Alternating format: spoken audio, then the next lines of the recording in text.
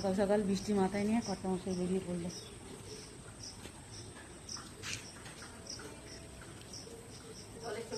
হ্যাঁ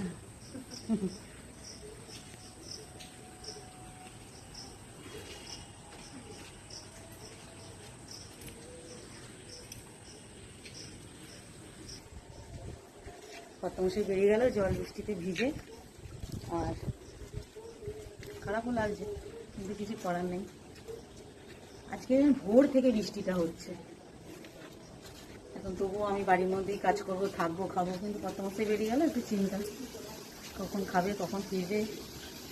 চল সংসারের কাজে হাত দিই।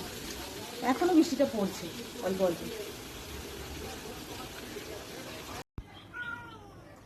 আজকে সকাল সকাল মাছ নিয়ে চলে, আজকে ছেলে মাছ কিনে নিয়ে এসেছে। আমি ওকে বললাম যে আজকে আমি বাজারে রান্না বান্না সেরকম কিছু করবো না, ভালো লাগছে না এই ওয়েদারে। দেখো কেমন অন্ধকার হয়ে আছে চারিদিকটা, স্যাঁত স্যাঁত করছে, জানি বিরক্ত লাগছে। সেই বলেছি, আর ও নিয়ে চলে এসেছে চিংড়ি মাছ, এই মাছ। আমি বলেছি আজকে আমি রান্নাই করবো না, মাছ রেখে দেবো, কালকে হবে। আয় আয় আয়, এখানে দিয়েছি, আয়। ও বেচারা ভয়ে আসছে না, ঠিক করে বসে আছে ওখানে, ভাবছে এই চিংড়ি মাছ খেতে গিয়ে কি আমার জীবনটা যাবে নাকি। তুমি যতই ডাকো আমি যাবো না, আমি এখান থেকে উঠে গেলে তারপরে আসবে।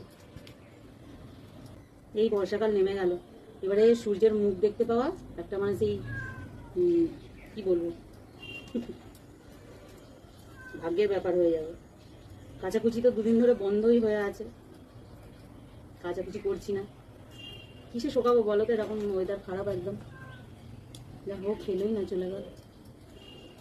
তো চল মাছগুলো আগে ধুয়ে নিই। এদিকে আমার রান্না প্রায় হয়েই গেছে, কিচ্ছু সেরকম রান্না করিনি। এই কলতলায় বসলে না এই বর্ষার সময় বড্ড মশা কামড়ায় জানো, ছোট্ট ছোট্ট মশা একদম। তো চল কাজটা হয়েই গেছে, ধুয়ে নেবো, হয়ে যাবে। তোমাদের বললাম যেই আমি চলে এলাম মাছটা পরিষ্কার করে আর ওই যে প্লাস্টিকের মধ্যে রেখে দিয়েছি, তারপরে বেটা এসে আরাম করে খাচ্ছে।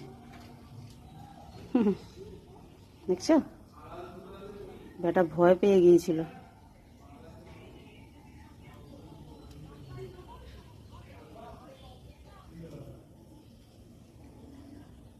এটা আবার নতুন বিড়াল জানো, এটা কোনোদিন সেরকম ভাবে আসে না এইদিকে, আর বেশ বড় একদম।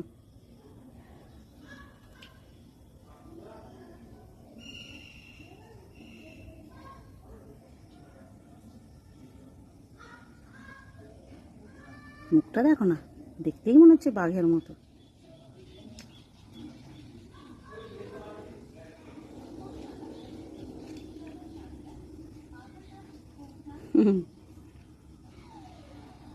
না খেয়ে নিক, ডিস্টার্ব করে লাভ নেই, তাই না?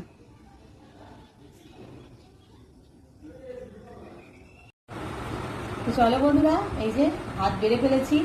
আর প্রথমেই বলেছিলাম যে আজকে আমার রান্না করতে ইচ্ছেও করছে না, আর সেরকম কিছু রান্না করিও নি আজকে। আজকে ওই যে কালকের তরকারি ডাল সব ছিল, সেইগুলোকেই গরম করলাম। আর বেশি করে আলু সিদ্ধ দিয়ে দিয়েছি, ডালের সঙ্গে আলু সিদ্ধ খেতে বেশ ভালো লাগে, কিন্তু ওই আমার কর্তামশাই আমার ছেলেরা শুধু খায়। কিন্তু আজকে ওই যে লঙ্কার তেল করেছি, আর ছেলের ওপর দায়িত্ব দিয়েছি যে মা, ছেলেকে দায়িত্ব দিয়েছি আজকে যে তুই আজকে মা, আমি খাবো। ও আবার বলছে যে মা আমি শুকনো লঙ্কার তেল দিয়ে ভাত আলু সিদ্ধটা মাখছি, আমার আবার হাত জ্বালা দেবে না তো? আমি বলছি মাখ, মেখে আর সাবান দিয়ে চট করে হাতটা ধুয়ে আর শিখতে হবে তো বলো, মাঝে মাঝে যখন তোরা খাবি করে খেতে হবে তো, তাই না? তার জন্যে একটু করালাম যে আজকে আলু সিদ্ধটা মা। আর কালকের এতটা ডাল রয়ে গেছে, বুঝতে পারিনি গো, ডালটাও বেশি হয়ে গেছে আর লাউটাও বেশি হয়ে গেছে। আর লাউ ডাল একদম পাতলাও খায় না, একটু ঘন করে করতে গেছি, অনেকটাই বেশি হয়ে গেছে। তো চল, এই যে এতটা আলু সিদ্ধ নিয়েছি, আর কতগুলো কাঁচা লঙ্কাও নিয়েছি, পেঁয়াজ, লেবু, আর সাথে শাক ভাজা। আর এখানে এই যে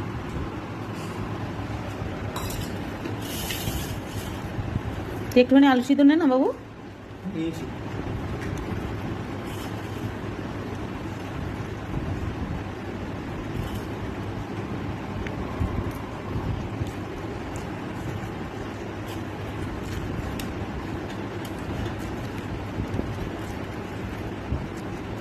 আলু সিদ্ধ দিয়ে ভাত খেয়ে কি শান্তি, সত্যি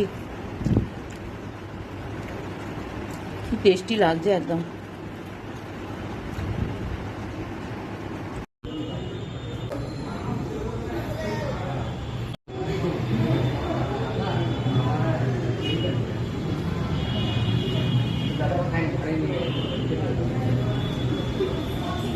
আমার মতো ঘুগনি প্রেমী কে কে আছো? কিন্তু আমার তো এই মেলার ঘুগনি এরকমটা খেতে বেশ ভালো লাগে। বাড়িতে যতই মশলা টশলা দিয়ে বানাই না কেন, কিন্তু মনে হয় এই বাইরেরটাই বেশি টেস্টি জানো। আজকে ভেবেছিলাম একটু ফুচকা খাবো, কিন্তু না, এখানে যেহেতু এসেছি একটু আজকে ঘুগনিই খাবো। আর সামনেই চলে আসছে রথের মেলা। আমার বাপের বাড়িতে বেশ বড় করে রথ হয় জানো।